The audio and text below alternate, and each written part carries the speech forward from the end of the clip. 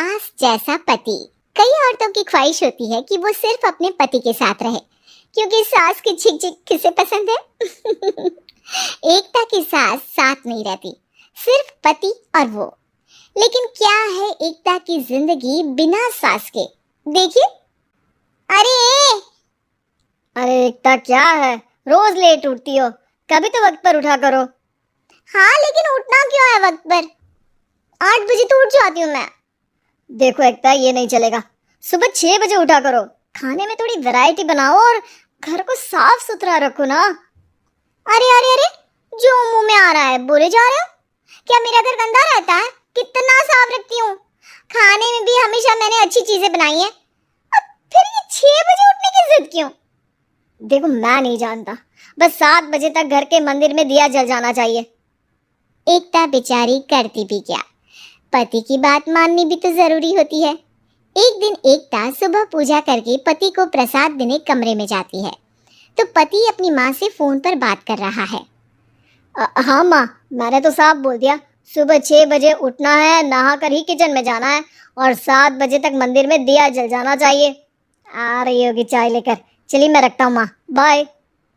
बेचारी एकता ने पति का ये रूप तो सोचा ही नहीं था। वो पति से कहती है, सुनिए, अब सारा काम हो चुका है घर पर, क्या करूं?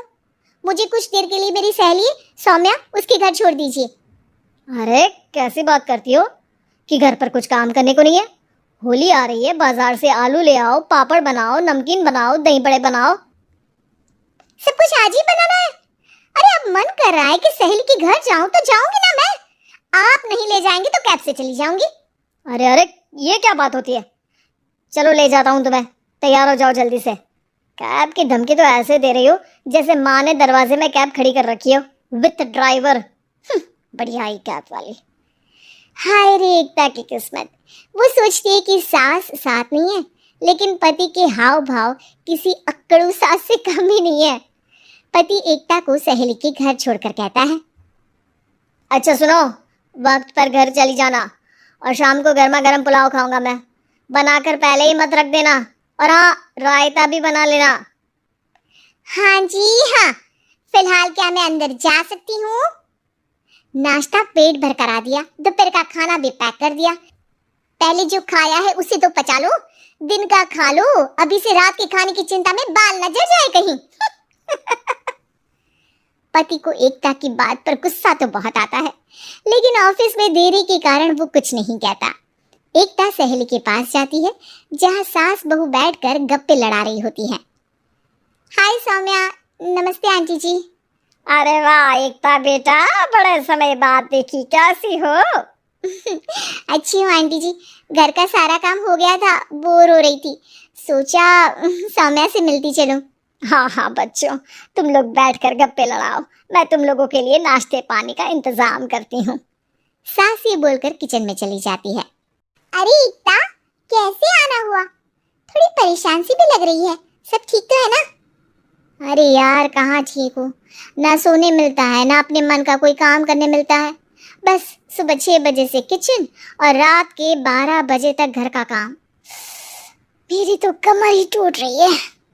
अरे क्यों मजाक कर रही है? तेरे तो मजे हैं, अकेली रहती है पति के साथ, ना कोई सास ना ससुर ना आस पड़ोस से मतलब। हम लोगों की सोच जॉइंट फैमिली है, कितनी परेशानी होती है। अरे रहने देना, वो तो दिख रहा है कि कितनी परेशान है तू। सास किचन का काम कर रही है और तू सहेली से गप्पे। ऐसा कहाँ होता है यार।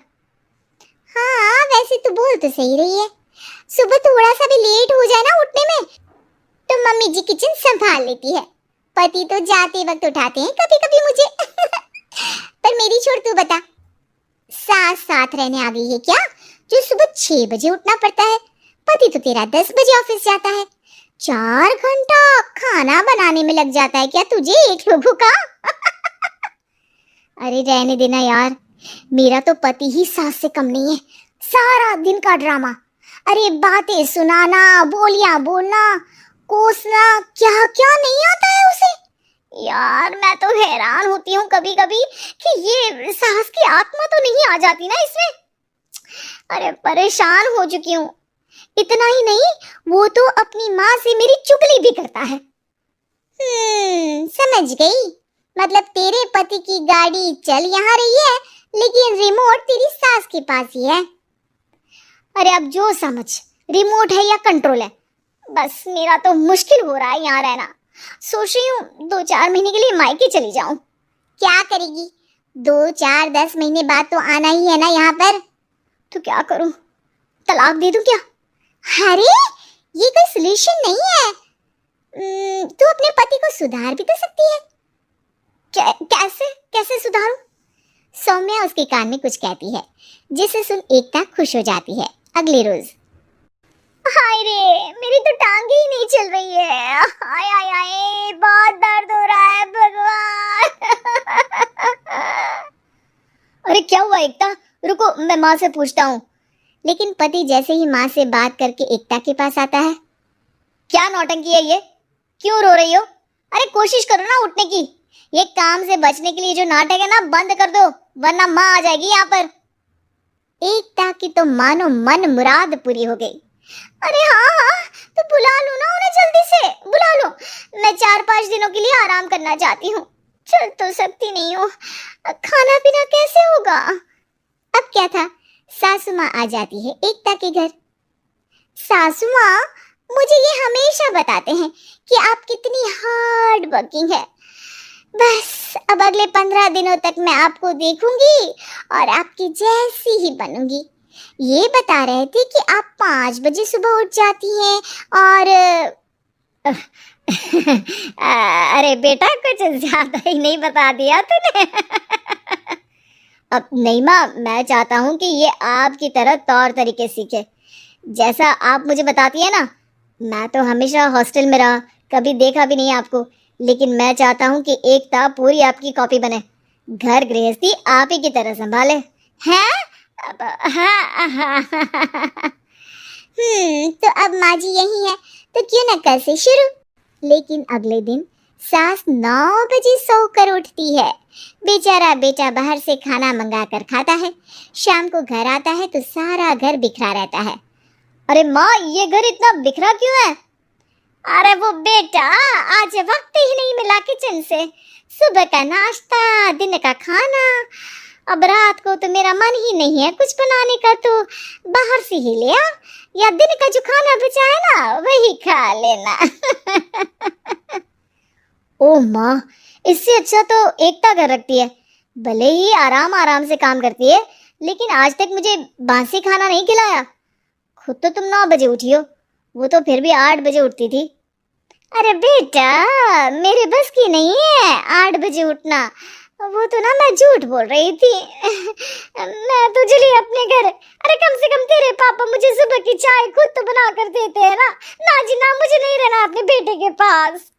ये बोलकर सासू माँ चली जाती है अपने घर और एकता की लाइफ फिर से सेट हो जाती है बहुत अच्छी तरह।